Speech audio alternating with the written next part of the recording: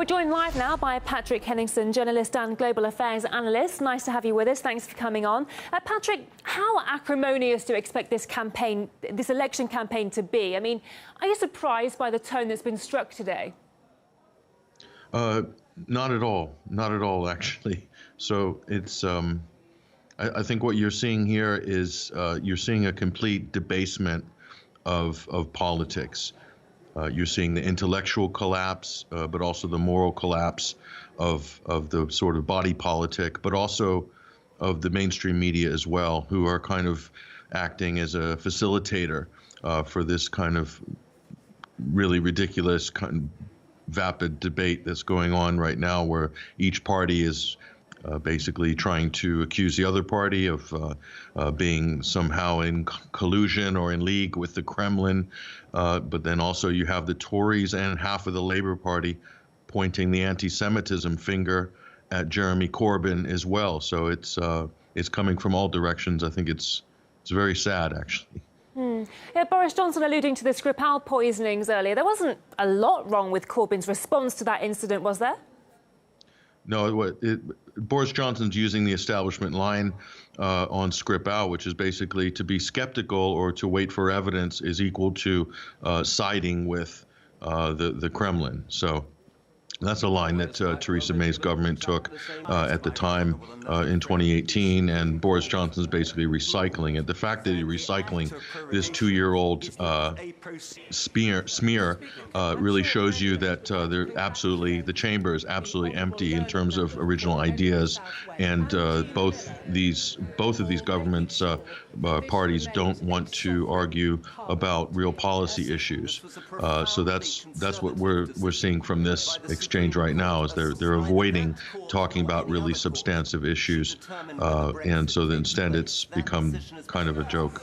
Right, that's what I was just about to say, that, you know, both Labour and the Conservatives, are they offering a positive vision for the future defined on their own terms, or just simply attempting to frighten the electorate into not voting for the other side? Yeah, well, what the Conservatives are attempting to do is, you know, front page of the Daily Telegraph today, Boris Johnson pointing accusing Labour of Stalinist tactics, finger pointing, etc. And meanwhile, the Tories and the Blairites have been doing the exact same thing to Jeremy Corbyn. With regards to charges of anti-Semitism in the Labour Party, which that's being ramped up again as well, in parallel to these Russian smears that are going in both directions. But what's interesting about the Russian smear on this case is the accusations from the Labour side are that Boris Johnson's suppressing this report about Russian involvement in the Brexit vote, in the Brexit referendum. And what's interesting is I don't think the media wants this report really to come out and be scrutinized, because one of the star witnesses of this report was Christopher Steele. So this raises the question: is what did they bring in Christopher Steele in such an important report after he had already been thoroughly discredited for basically pushing fantasy fiction in the Trump dossier in December of 2016 or January 2017? And immediately people knew that was a fraud, the Trump dossier. But so was Christopher Steele brought into this Brexit inquiry, knowing that he had authored one of the biggest forgeries or fake bits of fake news in history with the Trump dossier?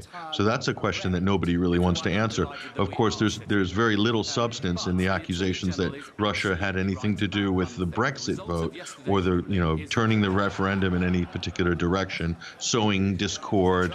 They're using these terms are coming up again: sowing discord or causing chaos, and etc. So I don't think they want that report to come out, because there's nothing in it.